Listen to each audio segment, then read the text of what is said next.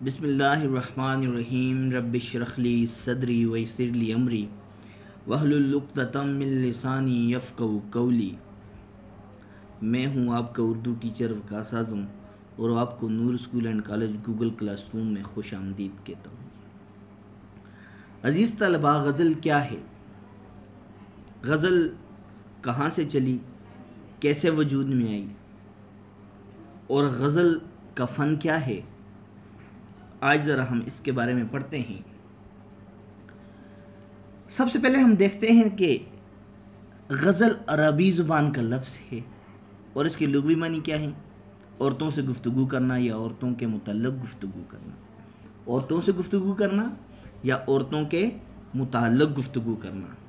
اچھا، عربی میں کاتنے اور بننے کو بھی غزل کہتے ہیں۔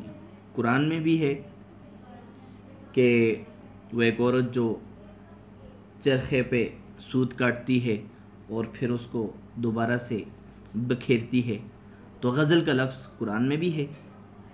اچھا، فارسی میں کیا اس کا مطلب ہے؟ یہ تو ابھی تک ہم نے عربی میں دیکھا، اب فارسی میں دیکھیں۔ فارسی میں غزل، فارسی میں تو غزال ہرن کو کہتے ہیں فارسی میں، اور ہرن کے منہ سے بوقت خوف جو دردناک چیخ نکلتی ہے اسے بھی غزل کہتے ہیں۔ بوقت خوف، جب شکاری کتے ہرن کا شکار کرنے کے لیے اس کا پیچھا کرتے ہیں تو خوف کے مارے اس کے گلے سے ایک دردناک چیخ نکلتی ہے، اس کو بھی غزل کہتے ہیں۔ اب غزل کا فن کیا ہے؟ غزل کا پہلا شعر مطلع کہلاتا ہے۔ مطلع کے معنی ہے طلوع ہونے کی جگہ یا نکلنے کی جگہ۔ مطلع کے دونوں مصرے ہم قافیہ اور ہم ردیف ہوتے ہیں۔ مطلع کے جو پہلے دونوں مصرے ہوتے ہیں، یعنی کہ پہلے شعر کی پہلی لائن اور دوسری لائن، دونوں جو ہوتے ہیں وہ ہم قافیہ اور ہم ردیف ہوتے ہیں، جبکہ باقی اشعار کا صرف دوسرا مصرع ہم قافیہ و ہم ردیف ہوتا ہے۔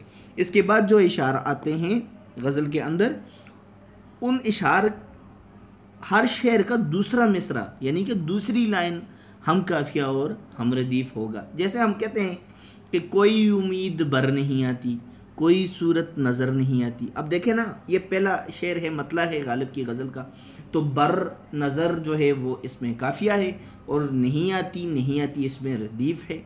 اب اگر اس غزل کے آگے والے شعر دیکھیں تو دیکھیں، آگے آتی تھی حال دل پر ہنسی، اب کسی بات پر نہیں آتی۔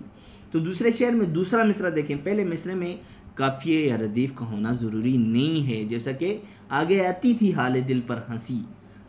اب دیکھیں یہ دوسرا، آگے آتی تھی حال دل پر ہنسی۔ اب اس لائن میں کوئی ردیف نہیں ہے اور کوئی قافیہ نہیں ہے، لیکن اس شعر کے دوسری لائن میں دوسرے مصرے میں کیا ہے؟ اسی طرح ردیف اور قافیے کا التزام موجود ہے۔ کیسے؟ آگے آتی تھی حال دل پر ہنسی، اب کسی بات پر نہیں آتی، اور اب اوپر دیکھیں نظر بر اور یہ پر نہیں آتی، کیا ہے اس میں؟ ردیف ہے۔ آخری شعر میں جس میں شاعر اپنا تخلص استعمال کرتا ہے اس کو مقطع کہتے ہیں، مقطع کہلاتے ہیں۔ جس میں شاعر اپنا تخلص لاتا ہے وہ مقطع کہلاتا ہے، آخری شعر جو ہے۔ اس بات کو یاد رکھیں کہ اگر غزل میں شاعر کا نام نہ آئے تو ہم اسے مقطع نہیں کہیں گے۔ تخلص اس نام کو کہتے ہیں جو شاعر اپنی غزل میں پیش کرتا ہے۔ تو غزل اگر آخری شعر کے اندر تخلص نہیں ہوگا تو ہم اس کو آخری شعر تو کہہ سکتے ہیں لیکن مقطع نہیں کہہ سکتے ہیں۔ اب موضوعات کیا ہیں؟ غزل کے موضوعات، غزل کے شروع کے موضوعات کیا تھے؟ غزل کے شروع کے جو موضوعات تھے وہ عشق اور عاشقی غزل کا سب سے بڑا موضوع ہے۔ غزل میں حسن و عشق کی مختلف کیفیات، کون کون سی مختلف کیفیات؟ دیکھیں، درد و غم، سوز و گداز، ہجر و وصال، محبوب کا سراپا، یہ غزل کے سب سے بڑے موضوعات ہیں۔ اور اس کے علاوہ غزل چونکہ اتنی وسیع ہے اور اس کے اندر رنگا رنگی اور تنوع ہے کہ اس کے اندر پوری کائنات بھی سما سکتی ہے، تو اس لیے غزل کے اندر صرف یہ مضامین نہیں پائے جائیں گے بلکہ معاشرے کے اور مضامین بھی پائے جائیں گے، مثلا مذہبی، سیاسی، معاشرتی، تہذیبی، فلسفیانہ، حکیمانہ، یہ والے بھی موضوع جو ہیں وہ غزل میں پائے جاتے ہیں۔ ہماری آج کی غزل میر تقی میر کی غزل ہے۔ آپ کو پتہ ہے کہ آپ کی جو کتاب ہے وہ 3 حصوں پر مشتمل ہے۔ پہلا حصہ ہے نثر کا، دوسرا ہے نظم کا، اور تیسرا ہے غزل کا۔ تو آج ہم غزل، ہمارا موضوع میر تقی میر کی غزل نمبر 1 ہے۔ تو اس سے پہلے کہ ہم غزل شروع کریں، سب سے پہلے میر تقی میر کا تعارف دیکھیں گے۔ میر تقی میر کی پیدائش جو ہے وہ 1721 ہے اور وفات 1810 ہے۔ میر تقی میر کی شاعری زندگی کے انقلابات کی ترجمان رہی ہے۔ انقلابات کہتے ہیں تبدیلیوں کو، چونکہ میر تقی میر کی شاعری جو ہے وہ زندگی کے انقلابات کی ترجمان ہے، یعنی کہ عکاسی کرتی ہے زندگی کی تبدیلیوں کی۔ اگرچہ بعض ناقدین تنقید کرنے والے، اگرچہ بعض ناقدین نے میر کو قنوتیت کا حامل شاعر بھی کہا ہے، قنوتیت نا امیدی کا، لیکن حقیقت یہ ہے کہ میر تقی میر کا تخلیقی شعور زندگی کی مایوسیوں کی نشاندہی کر کے، میر تقی میر کا جو فن ہے وہ زندگی کی مایوسیوں کی نشاندہی کرتا ہے، کر کے بھی گم کر دینے والی یاسیت کی منزل سے نہ صرف فاصلے پر رہتا ہے بلکہ زیر سطح ایک نشاتیہ، یاسیت کہتے ہیں مایوسی کو، اور نشاتیہ خوشی، نشات خوشی کو کہتے ہیں، نشاتیہ احساس کو جگانے کا باعث بھی بنتا رہتا ہے۔ لیکن کہتے ہیں کہ اصل بات یہ ہے، حقیقت میں میر تقی میر کا فن جو ہے وہ زندگی کی مایوسیوں کی نشاندہی کرتا ہے، نہ کہ مایوسیت میں مبتلا کرتا ہے۔ مایوسیت کی نشاندہی کر کے اور گم ہونے والی نا امیدی کی منزل سے نہ صرف فاصلے پر رہتا ہے بلکہ وہ کیا کرتا ہے، ایک خوشی کا احساس قارئین کو بخشتا ہے۔ یہی سبب ہے کہ میر کی شاعرانہ عظمت کا اعتراف نہ صرف ان کے معاصرین ایک زمانے سے تعلق رکھنے والے معاصرین نے کیا، بلکہ اب تک کے تمام مستند ناقدین، یعنی کہ معتبر ناقدین، قابل اعتماد اور غزل کے معتبر شعراء نے میر کے کلام کی ہمگیریت کہتے ہیں ہر چیز پہ چھایا ہوا، نشتریت یعنی کہ میر کے کلام کی چبھن اور افادیت اور میر کے کلام کا فائدہ، ان کو کھلے دل سے تسلیم کیا ہے، اور غالب جیسے یگانہ روزگار لاجواب شاعر نے برملا کہا ہے، ریختہ کہ تم ہی استاد نہیں ہو غالب، کہتے ہیں اگلے زمانے میں کوئی میر بھی تھا، یعنی کہ اردو شاعری کے ریختہ، اردو شاعری کے تم ہی استاد نہیں ہو۔ آپ کو پتہ ہے غالب ایک لاجواب شاعر تھا، بہت بڑا شاعر تھا، اس نے کہا کہ میں ہی ریختہ کو بہت بڑا شاعر نہیں ہوں، مجھ سے پہلے بھی ایک بہت بڑا نام گزرا ہے، اور وہ نام کون تھا؟ میر تقی میر۔ میر کو خدائے سخن کے نام سے بھی یاد کیا جاتا ہے۔ مولوی عبدالحق نے میر تقی میر کا نام کو خدائے سخن کا لقب دیا۔ ان کے میر کا اسلوب بیان کرنے کا انداز سادہ اور سلیس ہونے کے باوجود ندرت اور انفرادیت کا حامل ہے۔ ندرت انوکھے پن اور خوبصورتی کا حامل ہے، انفرادیت جس کا کوئی بھی ثانی نہ ہو، ندرت انوکھا پن۔ ان کے کلام میں روزمرہ اور محاورے کا التزام بخوبی موجود ہے۔ روزمرہ اور محاورے کا التزام کہتے ہیں لازمی ہے، انہوں نے بڑی خوبصورتی سے روزمرہ اور محاورے کا استعمال بھی کیا ہے، نہ صرف روزمرہ اور محاورات کا بلکہ تشبیہات و استعارات کا بھی بڑی خوبصورتی سے استعمال کیا ہے۔ جیسا کہ انہوں نے کہا کہ ناز کی اس کے لب کی کیا کہیے، پنکھڑی ایک گلاب کی سی ہے، تو دیکھیں سب سے خوبصورت تشبیہ جو ہے یہاں پہ استعمال کی گئی ہے۔ ان کے عہد کو اردو شاعری کے زرعی عہد سے تعبیر کیا جاتا ہے۔ عہد کہتے ہیں زمانے کو، ان کے زمانے کو اردو شاعری کے ترقی شدہ دور سے تعبیر کیا جاتا ہے، بلکہ اردو شاعری کا وہ ترقی کا دور تھا، یہ سمجھا جاتا ہے۔ انہوں نے اردو ادب کو 6 ضخیم موٹے بڑے مجموعہ ہائے کلام دیے، جن کی قدر و قیمت وقت گزرنے کے ساتھ ساتھ بڑھتی چلی جا رہی ہے۔ گویا کہ ان کی قیمت جو دیوان انہوں نے لکھے ہیں کم نہیں ہوئی بلکہ زیادہ ہوتی جا رہی ہے۔ گویا میر تقی میر کا یہ دعویٰ بالکل درست ثابت ہوا ہے سارے عالم پر ہوں میں چھایا ہوا، مستند ہے میرا فرمایا ہوا. یعنی کہ اس میں کوئی شک نہیں ہے، اس میں کوئی دو رائے نہیں ہے کہ میر تقی میر کی شاعری جو ہے وہ سارے عالم پر، ساری دنیا پر چھائی ہوئی ہے، اور جو اس نے کہا ہے وہ بالکل عزت و احترام کے قابل ہے. میر تقی میر کی تصنیف دیکھیں جی، انہوں نے 6 دیوان اردو میں لکھے، دیوان میر فارسی میں لکھا. ذکر میر خود نوشت ہے. خود نوشت اس کتاب کو کہا جاتا ہے جو اپنی زندگی پر لکھی جاتی ہے.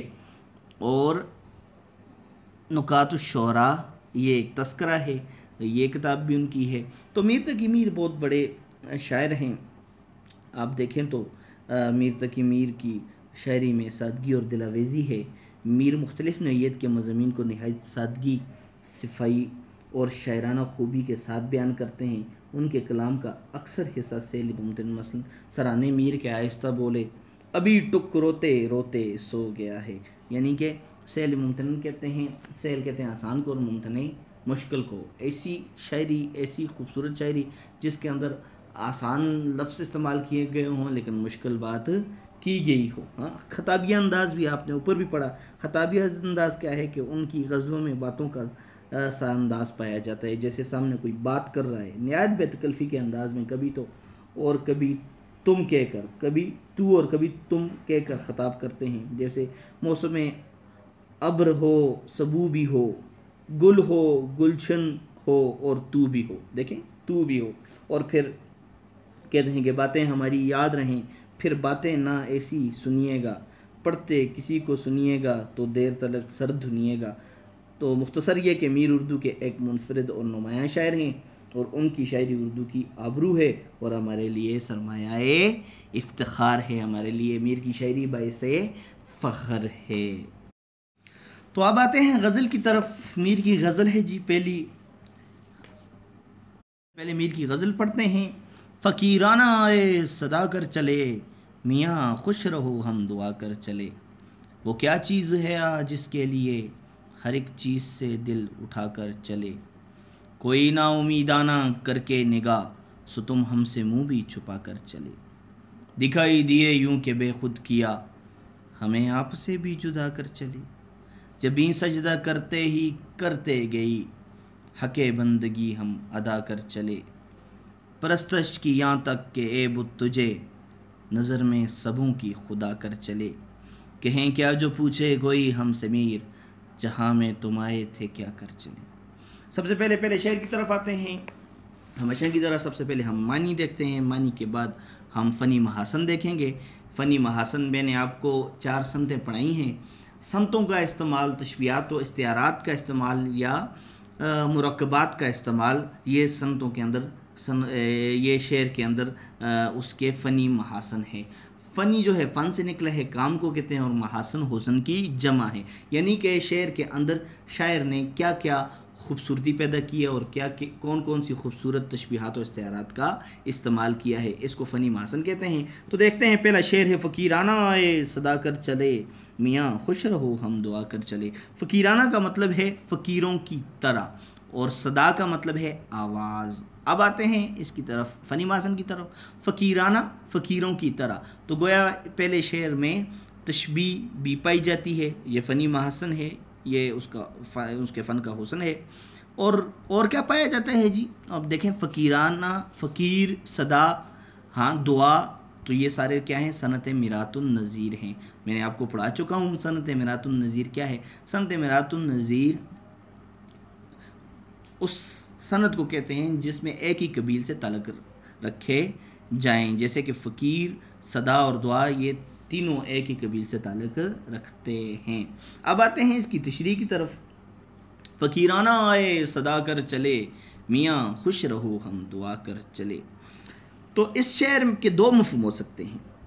پہلا یہ کہ میر کی ذاتی زندگی غموں اور دکھوں سے بری ہوئی تھی، ساتھ ہی دلی کی تباہی اور بربادی نے بھی زندگی کو غموں سے بھر دیا. ہاں، دلی بھی ان کے سامنے اجڑی، ان کے سامنے تباہ ہوئی، ان کے سامنے برباد ہوئی. انہیں زندگی بھر ناکامیوں کا سامنا کرنا پڑا.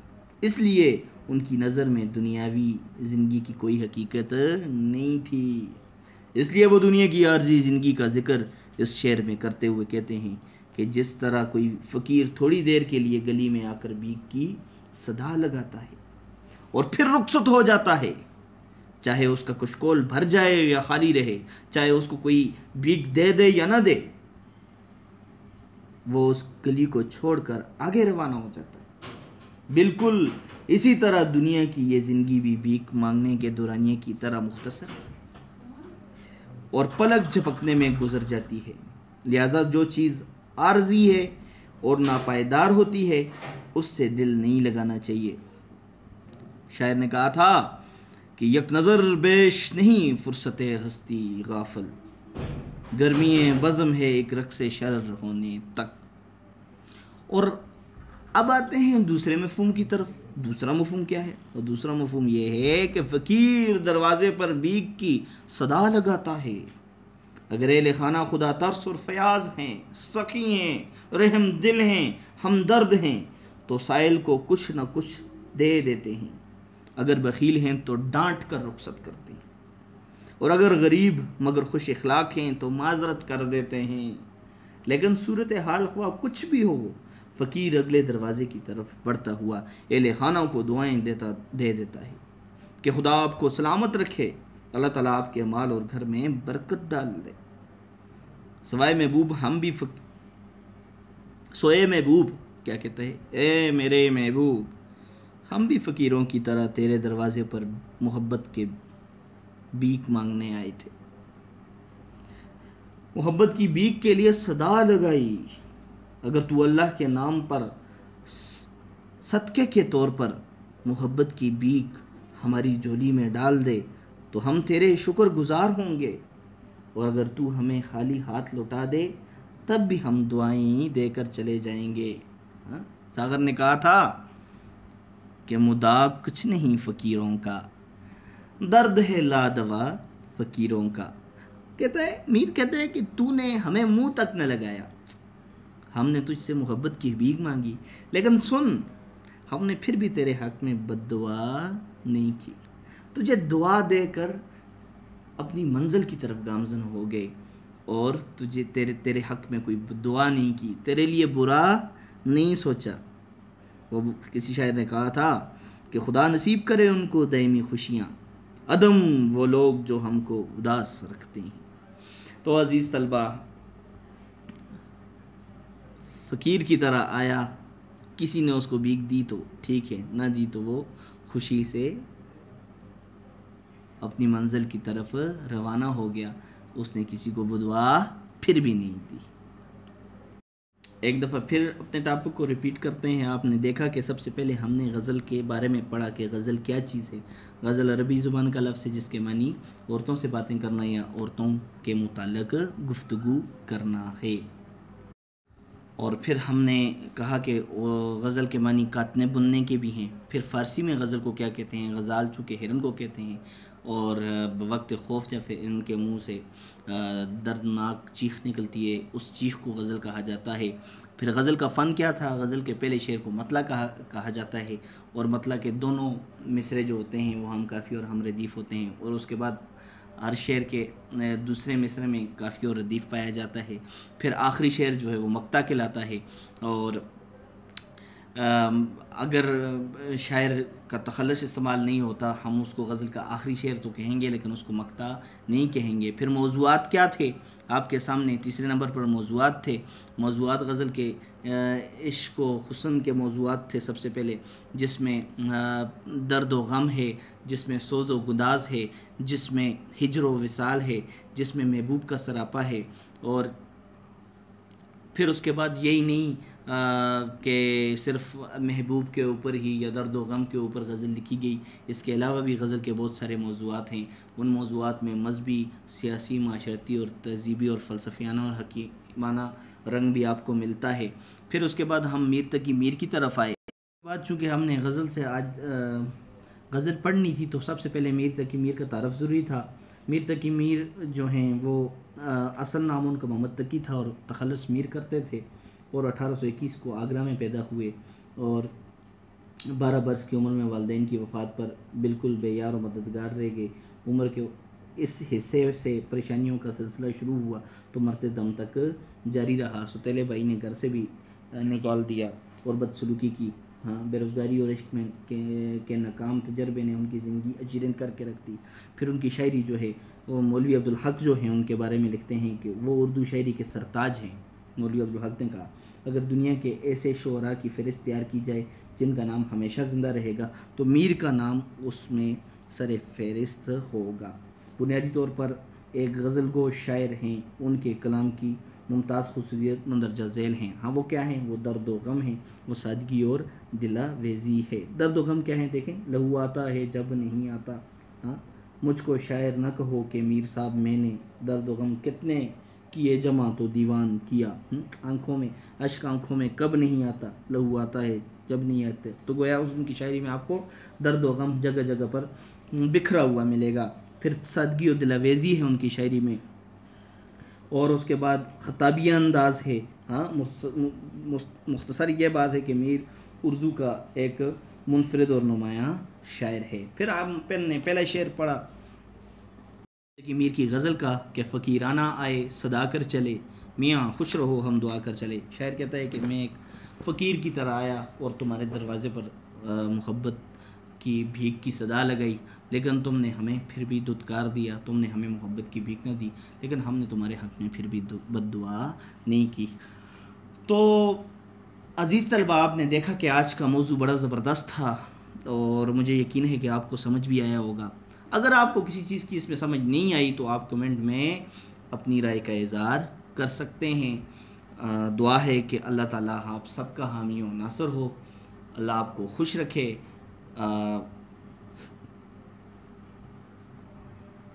اللہ حافظ۔